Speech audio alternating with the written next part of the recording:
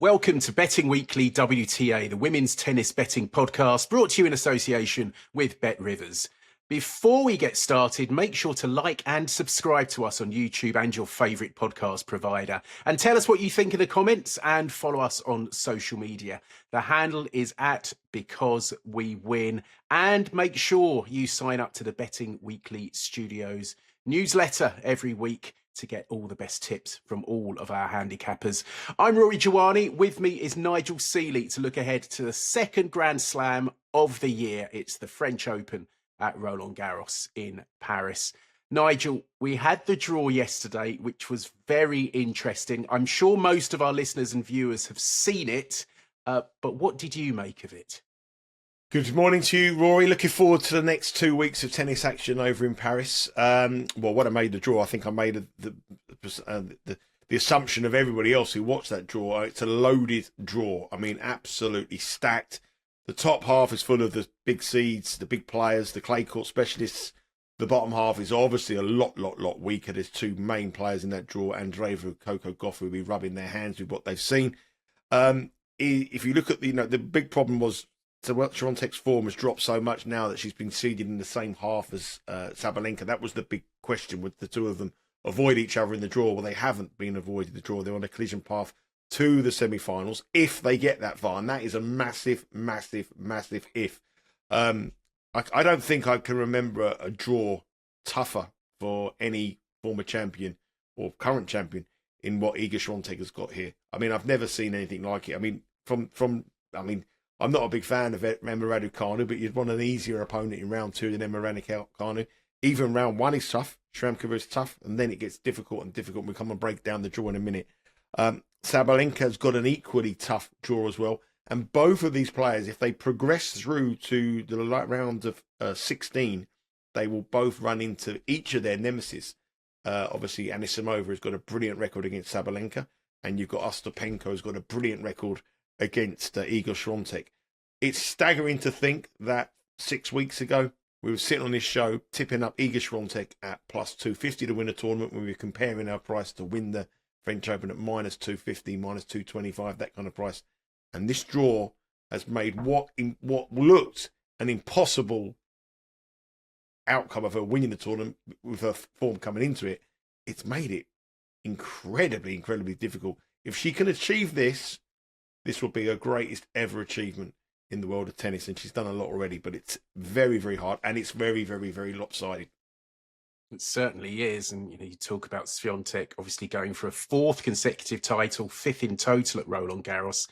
She hasn't reached a final since winning this tournament last year, which is incredible. And as you say, her form has not been good. Let's have a look at the draw in a bit more detail. I mean, if the quarterfinals go according to the seedings, I know we always do this, and of course it's not going to turn out that way, but just to give you an idea of the top seeds, Sabalenka will meet Qinwen Zheng, who beat her in Rome very recently. In the second quarter, Jasmine Paolini against Swiatek. In Q3, Mira Andreeva up against third seed Jessica Pegula. And in the bottom quarter, Australian Open champion Madison Keys against Coco Gauff. But as we've said, Nigel, there are so many dangers, especially in that top half. Well, what I do, Rory, is I basically put a little cross when the draw comes out. I put a little cross to next to each player that I think is a dangerous opponent, of someone who's capable of causing a shock. Players that are unseeded that you might want to have on sides, and players that could produce a shock against a seeded player.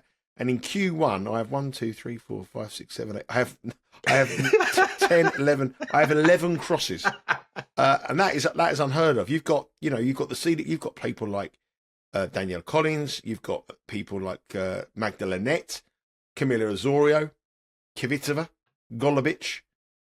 You've got Alexandra Ilya, who is a player that everyone's talking about as a potential Grand Slam champion, and they're the unseeded players. With the seeds, you've got Sabalenka, you've got Clara Tauson, you've got Schneider, Anisimova, and Peyton, and Samsonova is playing really well. Peyton Stearns, and that is just Q1. I mean, and Genwen Zheng, the Olympic champion. That has got to be one of the toughest quarters I've seen for a very long time in a major championship. Q2 is a little bit more easy, but Q1 is stacked. And then you go to Q3 and Q4, and there's hardly any crosses next to any opponent. It's very, very winnable for both of those players, Andreeva and Goff. And there isn't really many doubts. Everything is in that top half of the draw. The top half of the draw is absolutely stacked. If you showed me that top half of the draw and said that's the last 64 of a major tournament, if I got the bottom half of the draw, I'd accept it. There's so many quality players and so many quality clay court floaters in it. So from a betting perspective, it's a minefield, the top half. It's an absolute minefield. You've got to be concentrating on the bottom half for some each way value. And where we got to look for someone, my initial reaction here is on the draw is I think Sabalenka and Swiatek, incredibly, you think they might get to the semi-finals, but I think they're vulnerable. And I think both of them might not reach that far. I genuinely do. I think it's so wide open. You may want to look for a player you could find at the top half of the draw to beat them, but you're better off to bet them in the match when they play them. And so that opens up everything from a betting perspective. All your focus has to be in Q3 and Q4. And we talk about Q1 being one of the most difficult draws in Grand Slam tennis and women's draw. Q4's got to be one of the easiest ones. Kazatkina can't play at all at the moment. Pegula, wouldn't trust her on this surface at all. Ons Jabeur returning from injury. Magdalena Freck. Mukova, again, coming from injury. Putting that saver in absolute terrible form. I mean, that's got to be one of the easiest quarters in the world of Grand Slam tennis. And in Q4, American bettors, anyone who's watching this from stateside, lots of you do, and I bet Rivers, obviously, American Sportsbook, who sponsor us, that is the American quarter. Keys, Kenning, Navarro, Goff.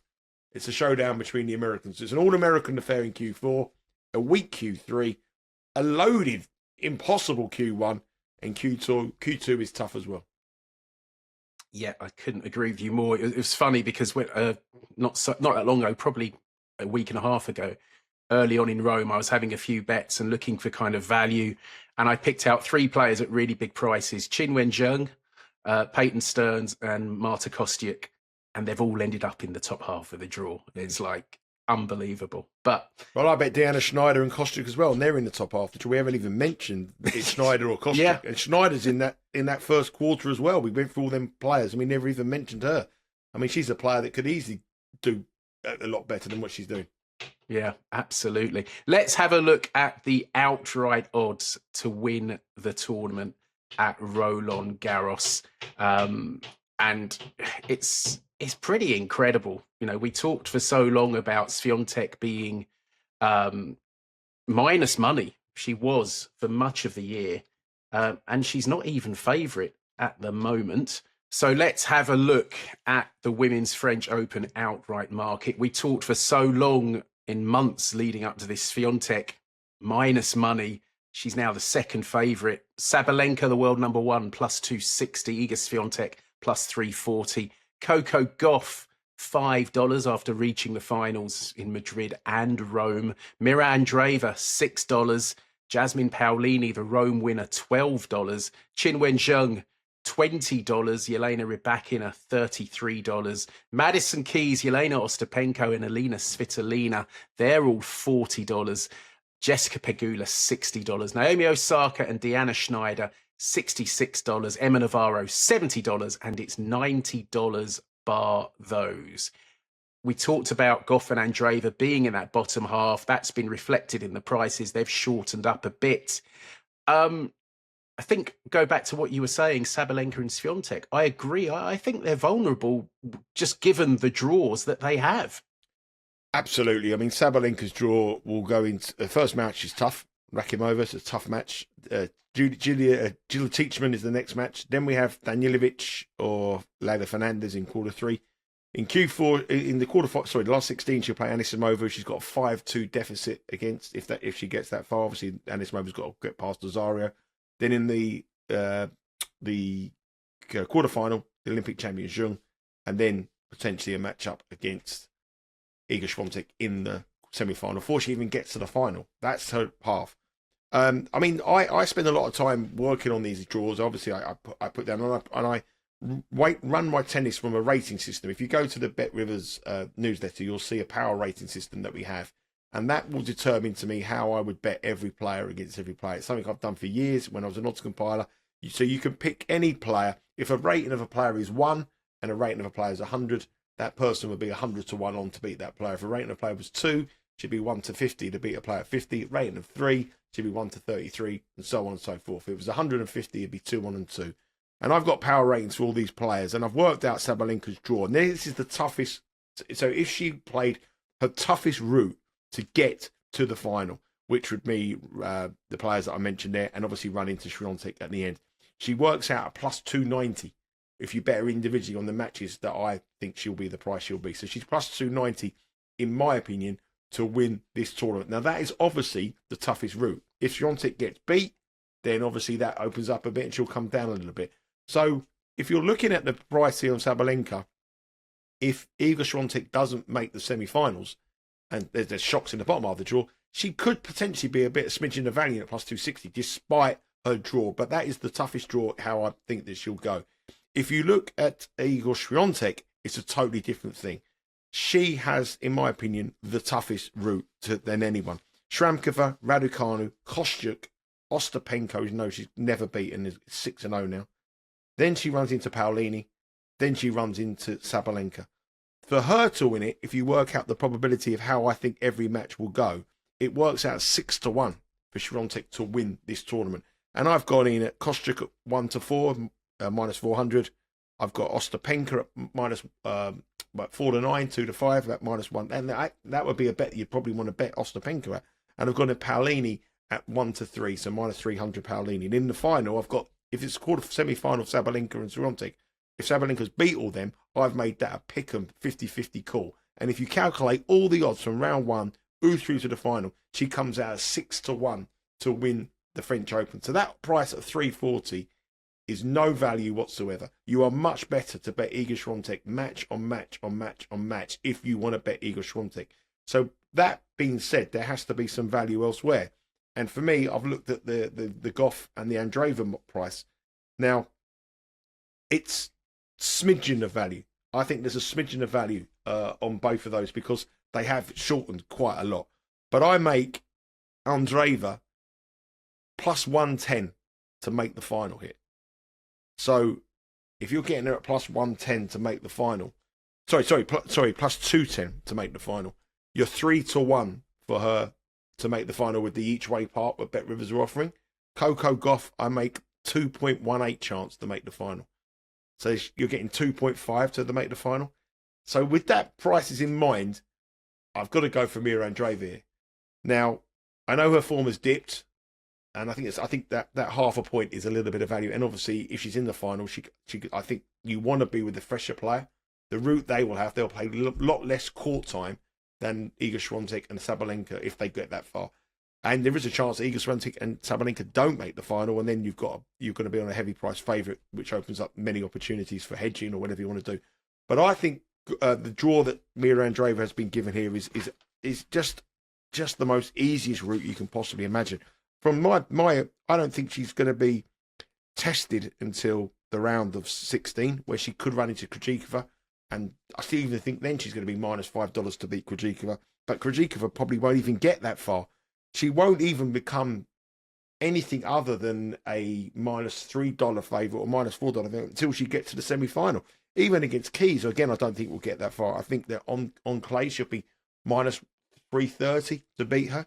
So she's a heavy odds-on favourite to make the semi-finals through this draw, and to get the price of 6 to win it and $3 to make the final, I think that's her value. She's obviously won 2000s early part of the year. Her form has dipped since then, but she's run into Goff twice and got beaten. Got through to the deep stages of those 1000s, but run into Goff. Goff is obviously going to be her path through to the semi-final as well. She played once in the French Open before last year. She beat Sabalenka when she was a minus $5 favourite. She's got no fear about Sabalenka. She's beaten Sabalenka and Swiatek already this year quite comfortably. And I think she's allowed her dip of form, after those 1000 back-to-back wins in Indian Wells and Dubai. She's allowed her dip of form now, and she's coming in now knowing this is the focus. This has been the focus all year. You don't want someone winning every tournament and then coming to a major. The fact that she's gone deep, played some good tennis, done okay, and now this is it. And the draw she's been handed, I think the 3 to 1 Mira Andreeva to make the final is a smidgen of value. But I do think it's value because I believe Sabalenka and Swiatek could get turned over before the final. So if Andreeva or Goff does get to the final against anybody other than Sabalenka or Swiatek, she's going to be a heavy price favourite. So my pick to win it is Andreeva. I wouldn't put anyone off betting Goff, even though you might see 5-1, think that's a bit short. But Goff could be, she's not going to be far favourite against Sabalenka or Swiatek in the final. I mean, these haven't got the aura of invincibility on clay that they have on other surfaces. Swiatek's lost it completely, and Sabalenka's never been a player that's ever done well here. I mean, she's only ever once got to the semi-finals. She has got a terrible record, really, compared to, I think, semi-finals in 2023, quarter-finals in 2024, where she got beat by a young Andreeva. This isn't a surface for her. You're going to get a beat. Her focus has got to be on Wimbledon rather than the French Open. I think that's more her slam. So the route to the final, you might not think it's any value. You might turn around and say Andreeva was 10-1 3 weeks ago or 6-1 3 weeks ago. But that route has made that each way part of this bet absolutely huge value. And that 250 to make the final is with the worst possible route she can possibly, most difficult route she can have. Obviously, there's going to be shocks that make that route to the final even easier, which makes the 3-1 Andreeva to make the final a great bet. And obviously, if she plays Goff in the semi-final and she's a slight underdog, which I think she'll probably will be if they met, you can then hedge your 3-1 to get to the final. But I cannot see Andreeva not getting to the semi-finals here, which I think that's the bet at 6-1 to win the tournament. Yeah, you make a very good case. I agree. I couldn't put anyone off Goff or Andreeva. I've come at it from a slightly different angle, which is to go for outsiders, because obviously, Andreeva, she did beat Sabalenka last year, as you say. She made the semi-finals, which was a great performance. She has run into Goff a couple of times this year and lost, as you say, in Madrid and Rome. I'm just not entirely convinced by her still on clay. But as you say, she has got a great draw. I think there are a couple of dangers in that Q3, but not many. One for me would be Maria Sakkari, who she got back with her old coach, Tom Hill, recently. And she has shown glimpses of form since reuniting with him. She's a former semi-finalist back in 2021. She's the last player to beat Swiatek in the French Open in 2021. She should have won that tournament. She lost to Krejcikova in the semi-finals, which was, both players tried to choke it away. And I think for Sakkari, that was her best chance of winning a slam. It may remain that for the rest of her career. She may never get a better chance than that. But the draw, that Q3 is so weak. And obviously I'm relying on something to happen to Andreeva, her to not play her best. But that Q3 is so winnable. Pegula's no great shakes on clay, as we know. Vondrousova's coming back from injury. Mukova's coming back from injury. Avanesian and Kalinina meet in round one. The winner of that could have a chance of going deep. Even someone like Elise Mertens could end up going deep from that Q1. Kazatkina's in no form. Putintseva's in no form. It's you take Andreeva out of it, it's wide open. And I think, you can probably, have a look at Sakkari. She's $300. So she's just worth a few pennies in that. And in Q4, I see the argument for Goff totally. I think Madison Keys is worth a look at $40 outright. She won the Australian Open, of course. She hasn't played that much since. She reached the semi-finals of the French quite a few years back. She's not a total mug on clay. I mean, we all associate her with quicker surfaces, and especially grass. And obviously, she won the Australian Open. But that Q4, as we've discussed, it's not the strongest. And you are relying on Goff to have a setback for that to come off. But I think if Keys got through to the semi-final, quarter-final against Goff, I'd give her a chance. I think if Keys is playing well, even on clay, I think she's capable of beating almost anyone on her day. So small stakes. I mean, I'd be quarter of a point each way on on Zachary and half a point each way on Keys in the outright market. But I think you have to avoid the top half. It's a total minefield. Yeah, I mean, it mathematically, they're the wrong prices. There's no value at all on Sabalenka. Actually, is not far off. No, a little bit of value, but the Rick on the market is Iga Swiatek. Iga Swiatek should not be plus 340. And that is brutally honest. I mean, that tough. And I think you're going to get both of them beat before they get to the semi-finals. I think that those two are vulnerable in the quarters, and the other two, I'm not so sure. I think that I think it's you got a major championship here where you've got a player like they're both minus money to reach the semi-finals, so there's got to be some each way value on them on the outright market, and I'm thinking the slight edge for Andreeva here. The only thing that worries me is that Goff has beaten her twice on clay, and if Goff gets there, I think you've got to maybe do some hedging. It's not really for me to say about hedging, but I think you've got to. She'll be a slight underdog in that match if Goff gets there. But if Goff doesn't get there, Andreeva, and she's a confidence player, as she goes on the rolls and she gets later and later, she gets better and better and better, as we've seen winning back-to-back 1000s. That takes some doing. Only the best players in the world win back-to-back 1000s, and there's not many people who've done it. And if you look at the who's who've done it, they are the big players in this game. And for a young girl, 18 years of age, I think this is her moment. And Mira Andreeva, for me, at 6-1, is the best bet on the French Open. It's a fantastic each-way bet in the bottom half of the draw. The win part of it is value as well, which is very rare. You look at the each-way parts and think, okay, I'm going to take that each-way part, because when they get to the final, they're going to run into it peaks Swiatek, who's going to be minus $4. It isn't the case anymore. So the win part is value, and the each-way part is value. Mira Andreeva, for me, I'm always gone for the big one. There you go. So that is the outright markets, and delighted to say that BetRiver's also offering quarter betting in this tournament.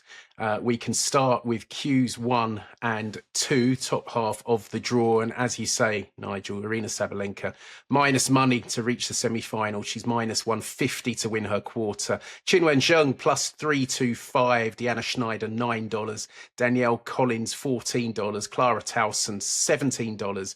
Amanda Anisimova, $20. It's 25 bar those. Any thoughts on Q1?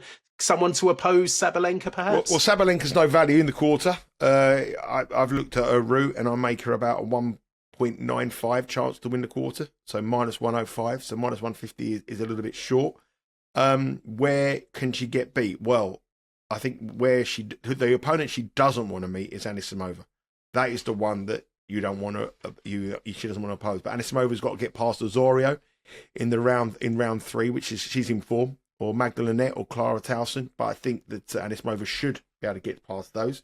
Then she'll set up that last 16 match against Sabalenka, and the American will be full of confidence, winning 5 times against her. So, and then it's potentially against Zheng or Anisimova. So I would think if I was going to go for a little bet on somebody to oppose her with, Anisimova will be my bet here at 20-1 in Q1. I think she's coming to form. She's a player that's been struggling with injuries. She's up to 16 in the world. She's showing really signs of the form that we saw. She's a former semi-finalist here as well. She's good on clay. She's got power. She's got feistiness. And I think Sabalenka, and the weather, we haven't even mentioned the weather actually. The weather's not great. The weather's not great in Paris. So it's going to be a lot chillier, a lot colder, a lot damper. So that will not suit Sabalenka either. That will not be to her advantage. There's a lot of rain around in the first week. Second week looks a little bit brighter if you look at the 14-day forecast, but that can change massively. So it's not going to be a warm French Open, which is not going to help Sabalenka there. So she can get beat early, I think, here. And if I was going to be having a bet on Q1, it'll be Anisimova. What do you think on Q1? I think Zheng might be. I don't know what her price, if you'd worked it out match by match. Well, she played. Well, the thing is, right? Sorry, this is where I think you've got to work it out match by match. Say she plays Sabalenka in the round of 16. She's not going to be far off 3-1 just to win that match. I think she'll be shorter now. She beat her after she beat her in Rome in the quarter. What would she be?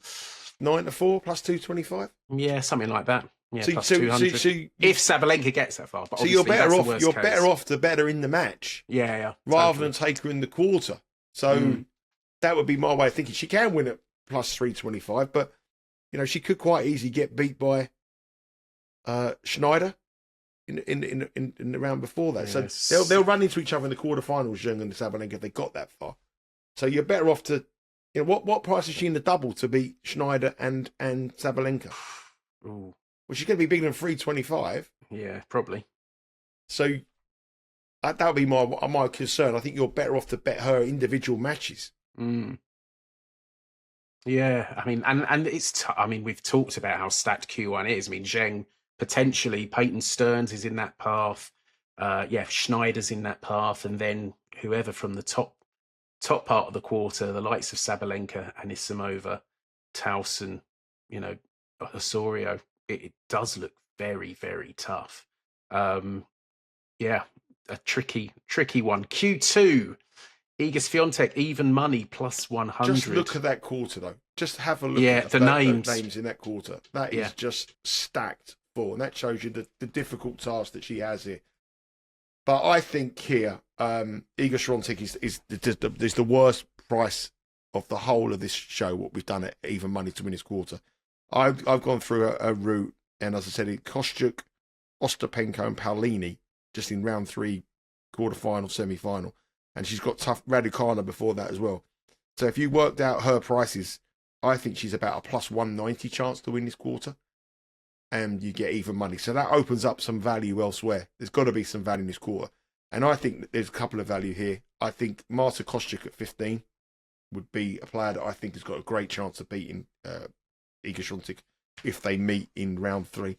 I've been really, really impressed. She's pushed Sabalenka so close in the 2 matches she's had. On the eye, she's been one of the best clay performers this year, but she hasn't got over the line because she's run into Sabalenka on a number of occasions. But she is so close to making a breakthrough. I think Kostyuk here at 15-1 is a decent price. And the other one, you've got to keep Ostapenko on your side, given the fact that she's scheduled to play Swiatek in the last 16 if they get that far. But I think Swiatek gets beat here. I think she's well opposable at even money. And I'm going to have a few darts. I'm going to have a couple of bets. Official plays, Ostapenko at 10 and Kostyuk at 15 to win Q2. There we go. I mean, for me, Q2 looks so hard. The player I thought might be some appeal, I was thinking Svitolina, but $7, not sure that's big enough, really. She is playing well. She did pull out of Strasbourg with a lower back injury. She has played quite a lot of tennis recently. Good deep runs in Madrid and Rome. She's kind of been there, done it. She's gone deep at Roland-Garros before. Paolini's very much in form, but $3 looks too short. It's such a tough quarter. But yeah, Kostyuk, again, tough quarter, but someone's got to win it, and $15 doesn't look a bad price. Let's move to the bottom half of the draw, and Q3 mentioned Mira Andreeva. She's minus 112 to win that quarter. Pegula plus 750. Naomi Osaka $8. Karolina Mukova still hasn't played since she's had a long absence with a wrist injury. $12.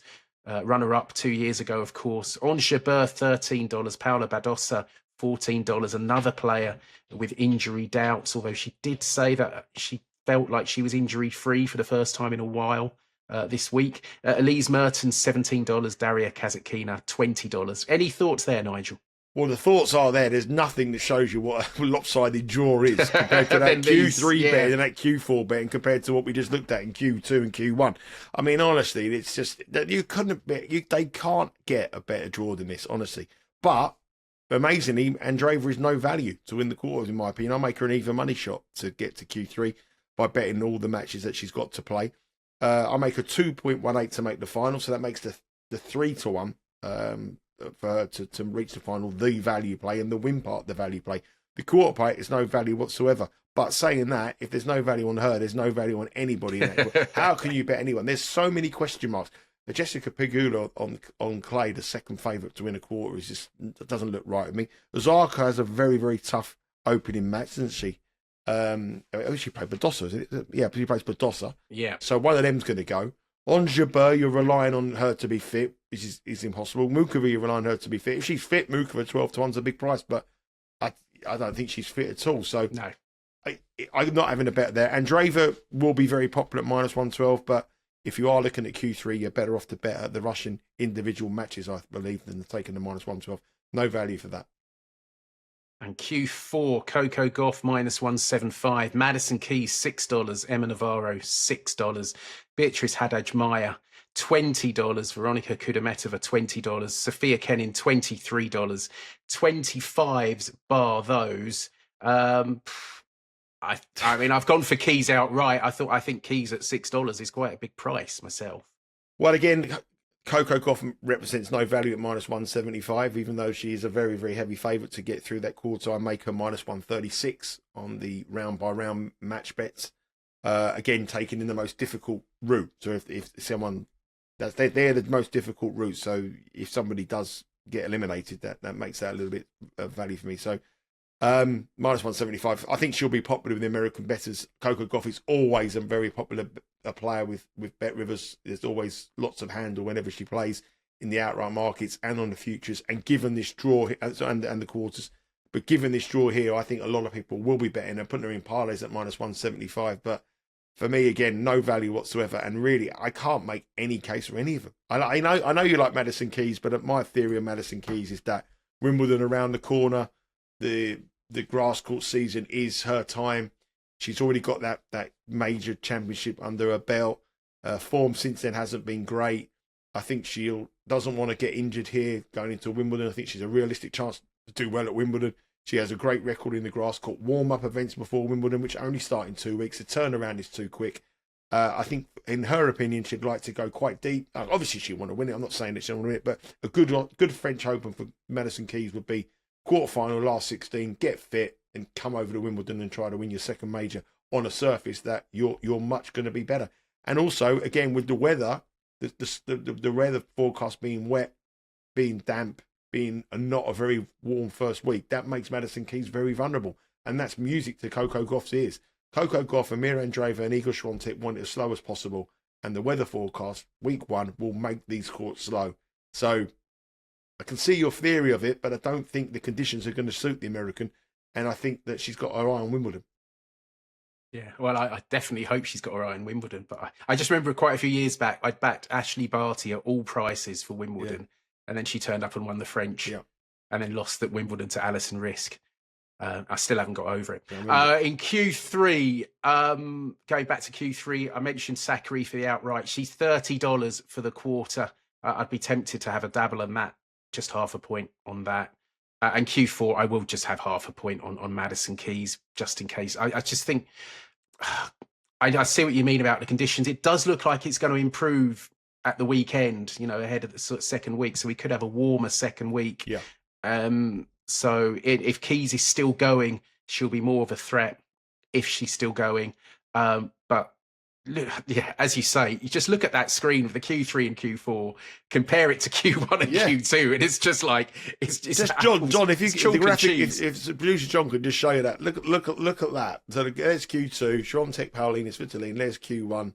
There's a world number 1, the Olympic champion, one of the best up and coming players, another major champion, another 1,000 winner.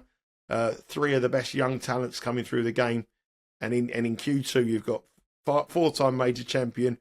You've got a 2-time major finalist, another major champion, Ostapenko, a major champion in Rybakina, a major champion in Raducanu, and 2 of the brightest young hopes in women's tennis. It's like absolutely loaded. And I just,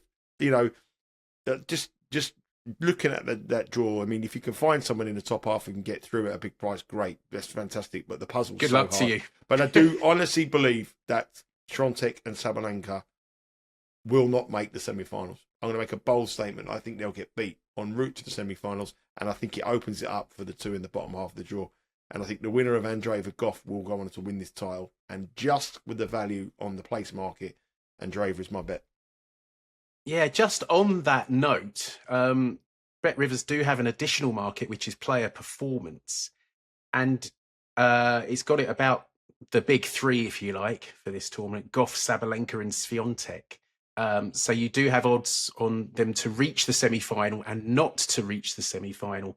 Sabalenka not to reach the final is plus 105. Semi-final, yeah? Yeah. Yeah. She's only ever got to the semi-final once. And in these conditions aren't going to suit her. I think she's beatable, and I think the person who could beat her, Anisimova. That's why I'm going to go for Anisimova. So my bets, Rory, my official plays. Here we go. I'm actually going to go 1.5 points each way. Clara Towson at 6-1 to win it. Sorry, Clara Towson. I've got Clara Towson on the brain. What am I saying? Everyone says I always pick Clara. Mira Andreeva. I saw her name there. And I thought, Mira Andreeva, 1.5 points each way at 6-1. I'm going to go for her. And I'm going to have 1 point on Anisimova to win Q1 at 20-1. Q1 at 20-1. And you weren't interested in Ostapenko? You were kind of... I'm going to have a 0.5 point on Ostapenko and 0.5 point on Kostric to win Q2. So I'm putting my money where my rather large mouth is on Sabalenka and Swiatek not to make the semi-finals. And they're the people I think could stop them in their tracks. So that's Nigel's pick for the tournament. My picks, 2 players at long odds, in my opinion, both in the bottom half of the draw. Maria Sakkari, $300, quarter of a point each way. Madison Keys, $40, 0.5 point each way. And I'm backing them for the quarters as well. Sakkari, 0.5 point, $30 to win Q3. And Keys, 0.5 point at $6 to win Q4. Just before we go, Rory, we've got a lot of people in this group and a lot of people on this channel who absolutely love Iga Swiatek, and I get criticised when I fade her, and sometimes when I bet her I get praise. I mean, she's been an absolute brilliant player on clay. She's been the clay court darling for the bettors for years. I'm really interested in that. You know what you think about her chances in the comments below, because however much you love her and think she's a great player, at plus 340, I promise you're not getting any value by betting Iga Swiatek. She could win it, and if she does win it, I believe this is the greatest achievement of her career. She's not in any good form. She hasn't got to a final for a year. She's been given the toughest draw that you can possibly have. Are you still keeping faith with the poll, or are you just hoping and praying that she can do it? Because I just can't see how she can win this. I really can't.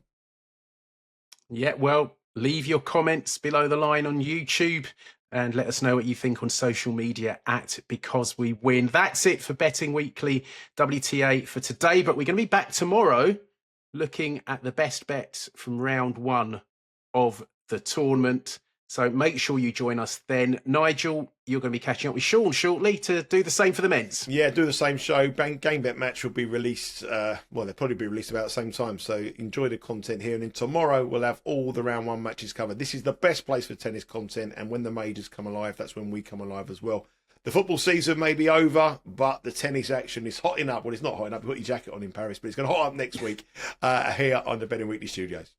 Yeah, and of course, we'll have Betting Weekly Tennis live Monday, Tuesday, Wednesday of next week with all the best in-play betting and previews of matches at Roland-Garros. So very much looking forward to that. Thanks, Nigel, and I'll catch up with you tomorrow. Thanks for joining us, and join us again tomorrow for the best first round bets from the Women's French Open.